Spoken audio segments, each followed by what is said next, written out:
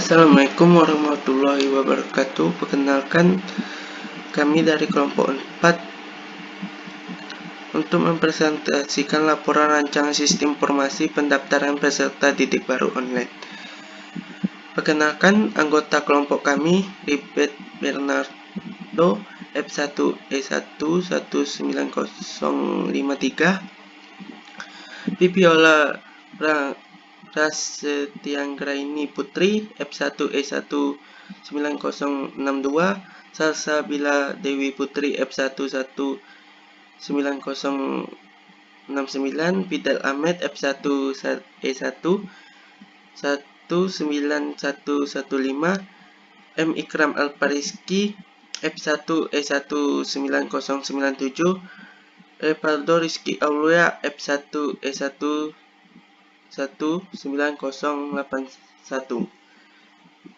Di sini saya akan deskripsikan singkat aplikasi penerimaan siswa baru. Perkembangan di bidang teknologi informasi dan komunikasi TIK saat ini sangat pesat dan berpengaruh sangat signifikasi terhadap pribadi maupun komunikasi segala aktivitas kehidupan secara kerja, metode pembelajaran, gaya hidup maupun cara berpikiran dan seperti yang kita ketahui pada saat ini, untuk penerimaan siswa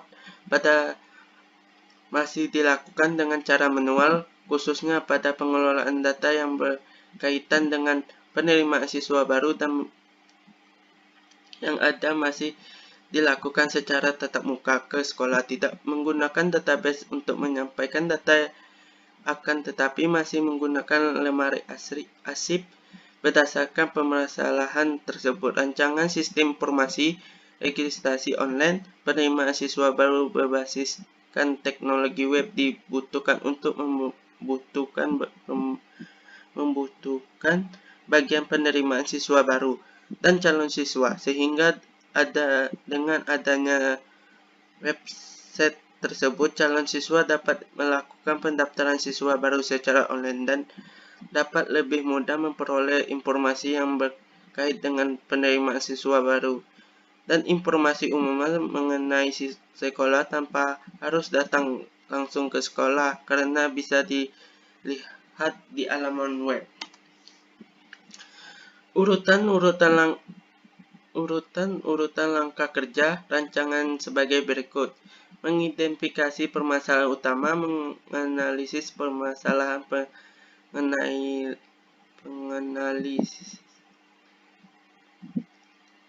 pengalisan terhadap masalah yang telah diidentifikasi perlu dilakukan, penerimaan tujuan utama, mengumpulkan data mengenai daftar pendaftaran yang diterima siswa baru diperoleh dengan cara melakukan pengamatan langsung, melakukan perancangan sistem informasi dapat pendaftaran serta didik baru, melakukan pengujian terhadap rancangan aplikasi, menarik kesimpulan setelah dilakukan pengujian. Analisis sistem yang sedang berjalan. Saat ini proses penerimaan siswa baru masih dilakukan pada buku pelamar. Data-data tersebut dirasa kurang terjamin keamanannya dan memberi informasi kepada siswa kurang efisien. Hal ini kami nilai kurang efektif khususnya pada proses pendaftaran siswa baru. Maka dari itu, untuk membantu menyelesaikan permasalahan tersebut, maka diperlukan sebuah sistem pendaftaran siswa baru berbasis web, gunakan memudah siswa dalam melakukan pendaftaran dan memudahkan panitia ataupun pihak sekolah melakukan penerimaan siswa baru tanpa harus menggunakan formulir pendaftaran, dan sistem arsip daftar lebih mudah dan efektif dan serta efisien. Analisis kebutuhan sistem. Analisis kebutuhan sistem bermaksud agar lebih mudah dalam mengidentifikasi permasalahan, hambatan dan persyaratan yang ada di dalam sistem serta untuk mengetahui kebutuhan-kebutuhan sistem. Dari gambaran di atas, kesimpulan bahwa pihak sekolah membutuhkan sebuah sistem informasi penerimaan siswa baru berbasis web yang dapat diakses oleh calon siswa, panitia penerimaan siswa baru, dan admin sesuai dengan hak akses yang telah ditentukan dalam sistem informasi penerimaan siswa baru. Ini dibagi menjadi dua kebutuhan, yaitu kebutuhan fungsional dan non-fungsional. Kebutuhan fungsional sistem maupun digunakan untuk proses entry data pendaftaran. Sistem maupun digunakan untuk memproses pencatatan dan penyimpanan. Sistem dapat mengolah input data siswa sehingga dapat diketahui diterima atau tidaknya calon siswa. Sistem maupun digunakan untuk menampilkan data pengumuman dan penerimaan dan siswa yang diterima. Sistem mampu digunakan untuk membuat laporan pendaftaran meliputi laporan semua data pendaftaran. Sistem maupun digunakan untuk menampilkan informasi mengenai pendaftaran siswa baru. Kebutuhan non-fungsional. Kebutuhan perangkat keras hardware bertujuan untuk mengetahui secara tepat perangkat keras yang dibutuhkan. Kebutuhan perangkat lunak software lunak bertujuan untuk mengetahui secara tepat perangkat lunak apa saja yang dibutuhkan untuk menjalankan suatu sistem. Sumber daya manusia firmware. Selain perangkat lunak dan perangkat keras, komponen sistem juga tak lepas dari pengaruh mahasiswa sebagai pelaksanaan dari sistem sebagai pelaksanaan dari sistem. Sekian dan terima kasih.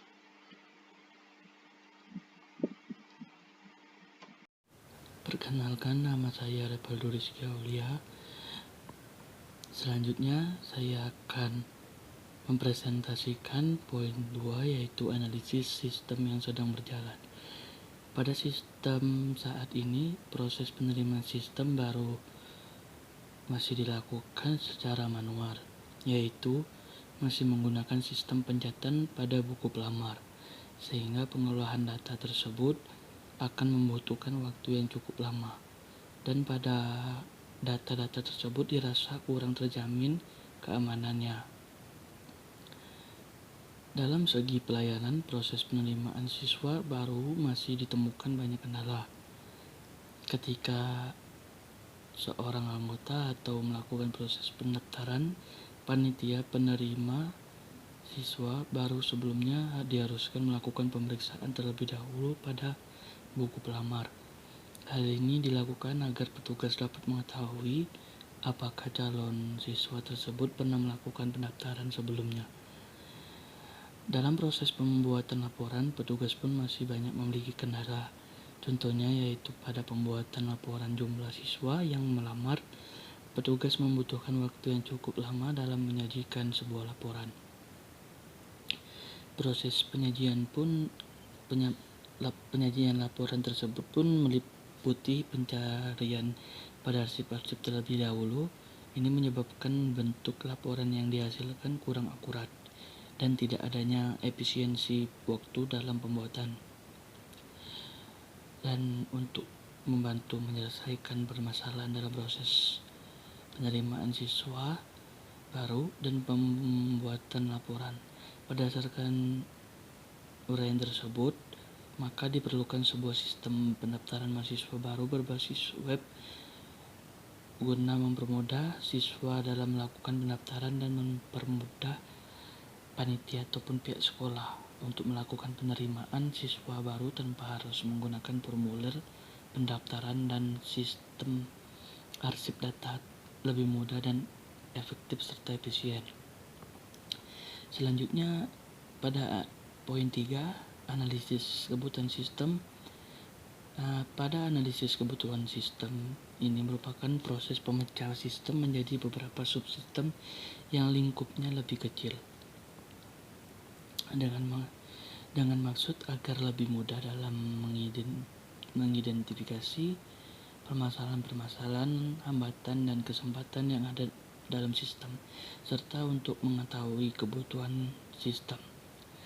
Sehingga pada akhirnya nanti akan bisa diusulkan metode-metode perbaikan pada sistem.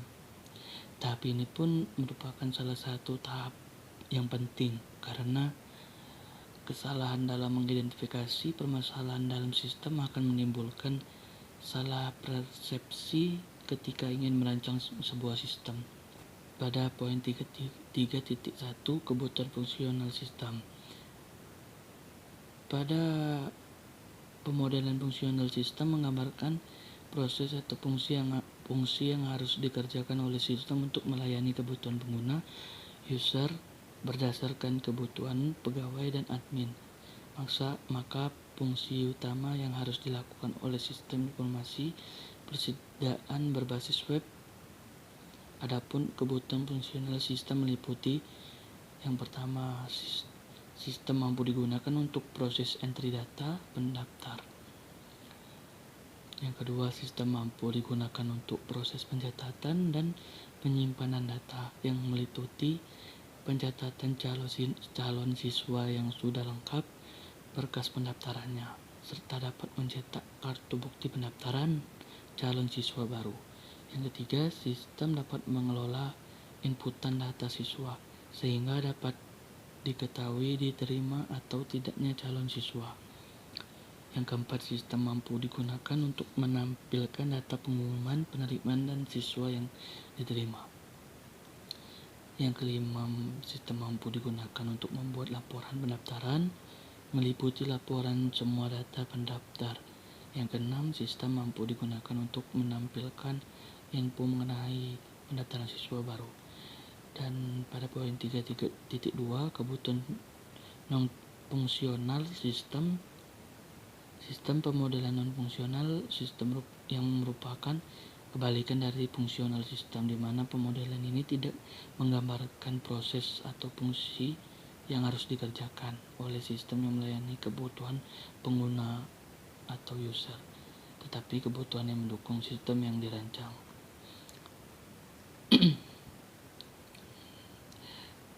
Berdasarkan kebutuhan fungsional sistem yang telah dijelaskan sebelumnya, maka diharapkan sistem yang dirancang mampu memiliki hal-hal tersebut yang sebagai berikut. 1. Kebutuhan perangkat keras. Adapun perangkat keras yang digunakan dalam pembuatan sistem ini antara lain motherboard, prosesor Intel Core i5, RAM 16GB dan SSD 500GB serta monitor 13,3 inch. Yang kedua, kebutuhan perangkat lunak atau software analisis perangkat lunak bertujuan untuk mengetahui secara tepat perangkat lunak apa saja yang dibutuhkan untuk menjalankan suatu sistem. Adapun perangkat lunak yang digunakan antara lain Microsoft Windows 10, web browser seperti Mozilla Firefox atau Chrome. Yang ketiga, sumber daya manusia, yaitu administrator bertugas mengatur semua sumber daya yang ada di dalam aplikasi pendaftaran mahasiswa baru berbasis web ini, dan operator atau petugas bertugas untuk mengoperasikan sistem yang telah dibuat. Selanjutnya, saya Viviola akan menjelaskan mengenai use case.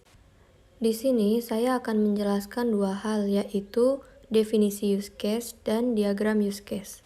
Yang pertama adalah definisi use case.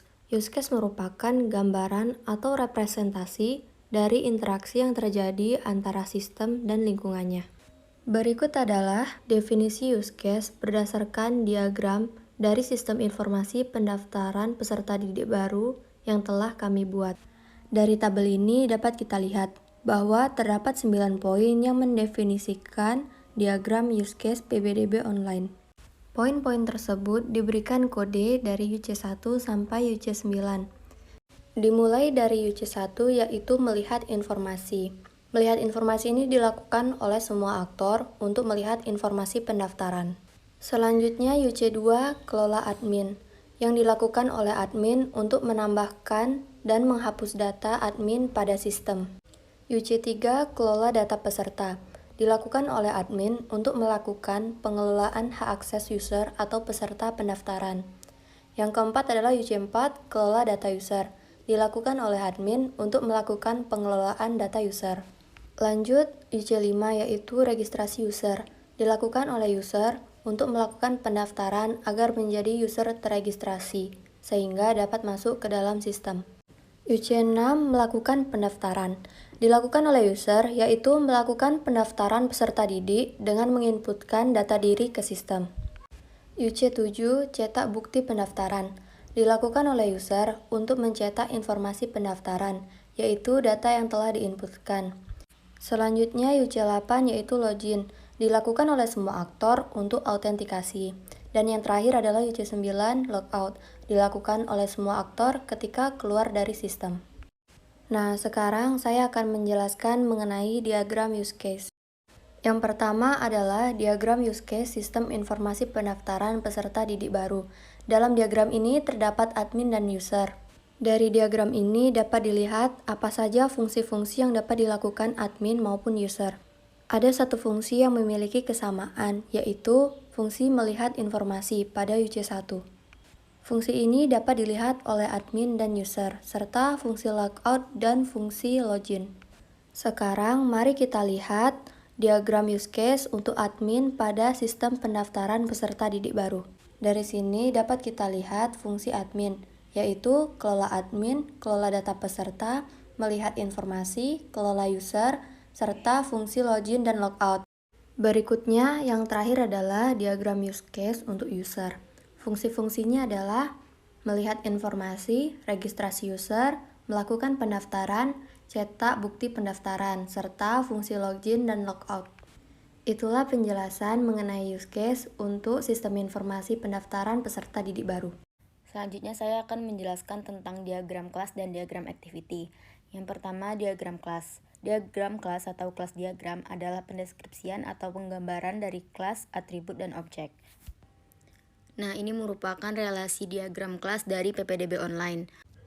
Sebagai contoh, di sana terdapat kelas admin dengan admin sebagai nama kelas, lalu username dan password sebagai atribut, dan untuk metode terdapat view, add, edit, delete, print, login, dan logout.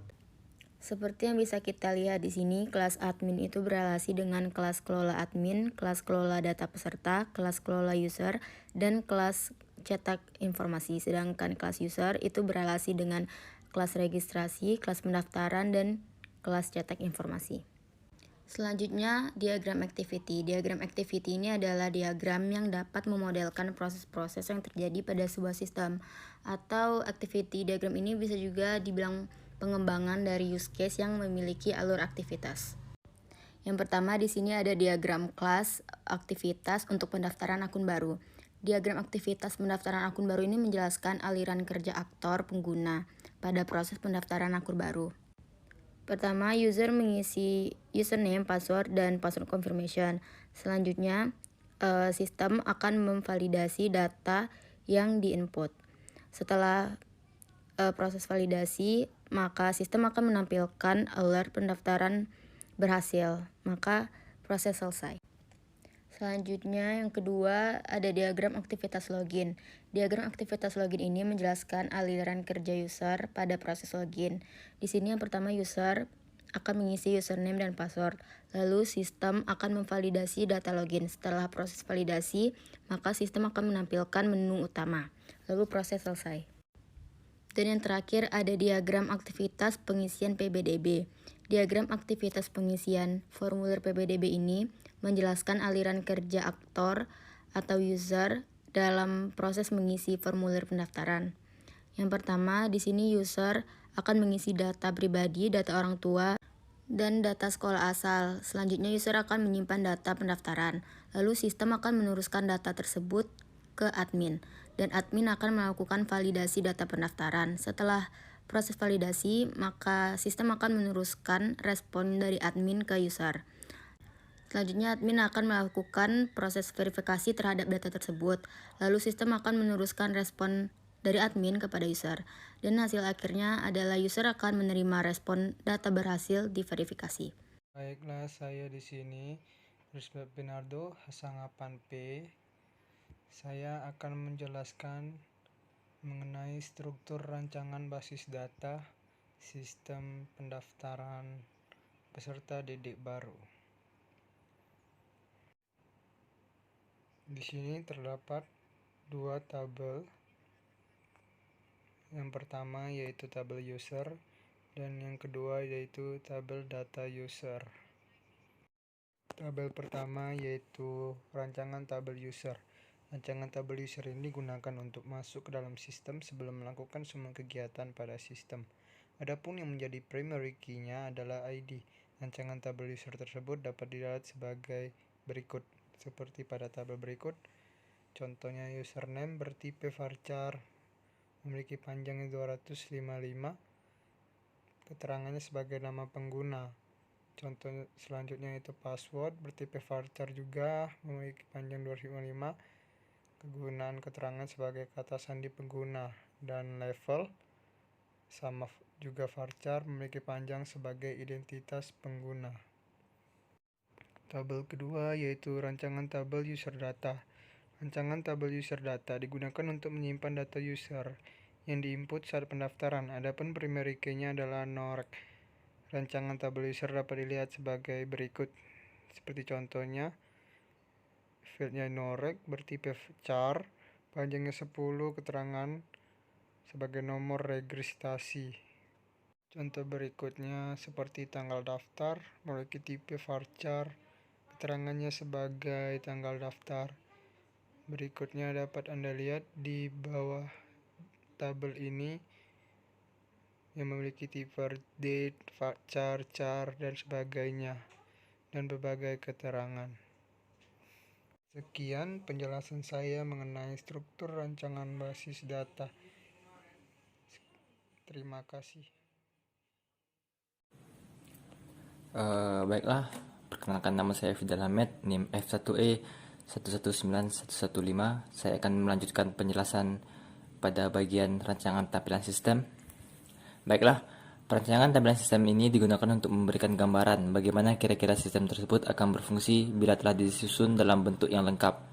Adapun tampilan perancangan sistem informasi pendaftaran siswa sekolah secara online dapat dilihat sebagai berikut. Gambar yang pertama ini merupakan rancangan halaman awal. Nah, halaman awal ini sendiri merupakan halaman yang pertama kali yang dikunjungi oleh user ketika masuk ke aplikasi PBDB online. Jadi bisa dilihat di sini terdapat kata-kata dan tombol daftar, yang mana jika kita mengklik tombol daftar berwarna biru ini maka kita akan dialihkan ke halaman registrasi. Sedangkan di atas ada menu navigasi bar, ini hanya logo, ini halaman beranda. Seperti yang lihat sekarang ini beranda, ada halaman pengumuman, login, dan registrasi. Kemudian yang kedua ada halaman login bagi user atau bagi calon siswa baru. Bisa kita lihat di sini ada input username, password, dan tombol login, dan kemudian ada klik registrasi, yang mana jika belum memiliki akun bisa langsung pindah ke halaman registrasi untuk membuat akun yang baru. Kemudian yang di bawah ini tombol kembali untuk beralih ke halaman sebelumnya, yaitu beranda. Selanjutnya ada rancangan tampilan login jika salah input username atau password. Nah, jika seorang user sudah mempunyai akun dan saat itu login dengan menginputkan username dan password yang salah, maka akan muncul peringatan seperti ini yang berwarna merah. Warning, username atau password salah. Selainnya sama saja seperti halaman login sebelumnya. Nah, jika kita belum mempunyai akun, maka user bisa pergi ke halaman registrasi, di mana halaman ini untuk mendaftar atau membuat akun baru. Di sini ada form username, password, dan konfirmasi password untuk menyamakan atau memvalidkan passwordnya. Kemudian ada tombol daftar, dan di bawahnya lagi jika sudah punya akun maka klik login dan pindah ke halaman login sebelumnya. Kemudian rancangan tampilan jika registrasi dengan username sudah terdaftar. Nah, jika kita menginputkan username dengan username yang sudah ada atau sudah ada akun lain yang mempunyai username yang sama, maka muncul peringatan seperti ini, warning username sudah ada. Kemudian rancangan tampilan jika registrasi password dan konfirmasi password sesuai. Nah, jika password dan konfirmasi password tidak sama, maka akan muncul peringatan seperti ini. Kemudian rancangan tampilan beranda sebagai user, di sini hanya menampilkan selamat datang dan nama usernya. Kemudian di atasnya ada menu navigasi lagi. Yang pertama beranda seperti yang dilihat seperti ini, pendaftaran dan logout. Di bawahnya lagi rancangan tampilan pendaftaran siswa baru. Bisa kita lihat di sini. Nah, di sini kita pindah ke halaman utama bagi user, yaitu mendaftarkan diri atau menginputkan biodata diri seperti pada yang paling atas. Nah, yang di paling atas ini ada sebuah catatan. Yang kedua, input data pribadi, data orang tua, dan data sekolah asal. Di bawahnya ada tombol simpan. Nah, ini merupakan rancangan tampilan data pendaftar. Jika berhasil diinput, ada peringatan data berhasil diinput, dan klik OK. Nah, ini merupakan rancangan tampilan beranda sebagai admin. Di sini sama seperti user, ada ucapan selamat datang admin.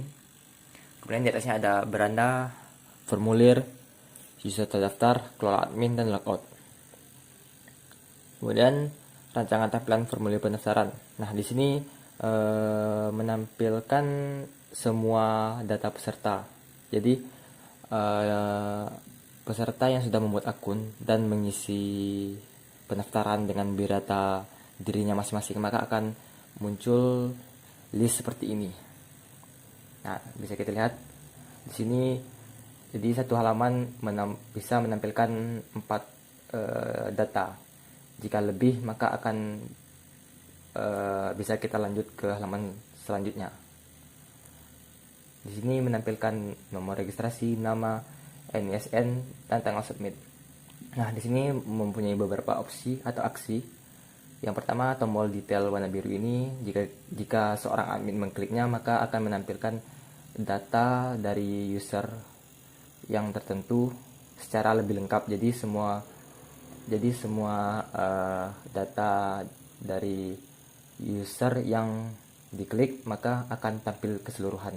Jadi admin bisa mengecek keseluruhan data dari seorang peserta. Yang kemudian ada tombol kuning perbaikan. Jika kita mengklik ini, maka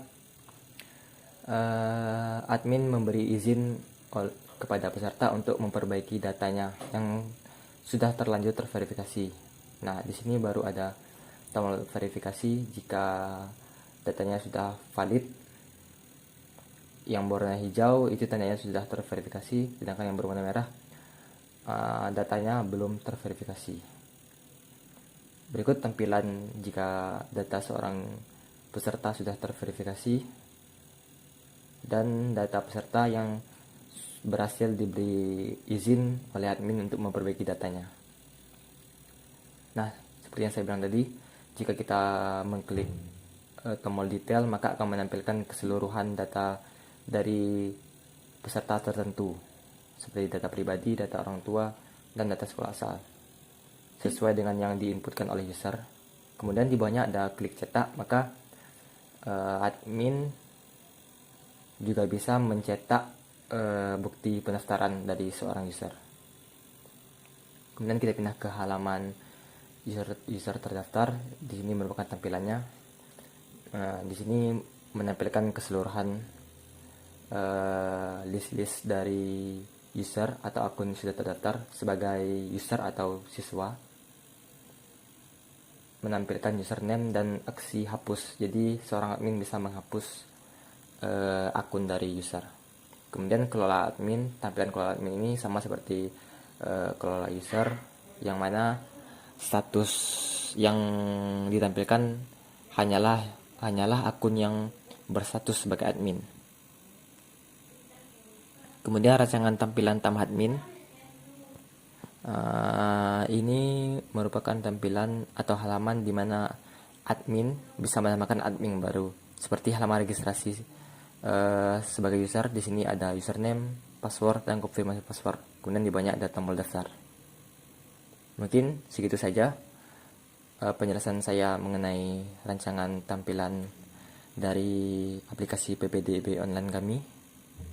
Saya ucapkan terima kasih. Assalamualaikum warahmatullahi wabarakatuh.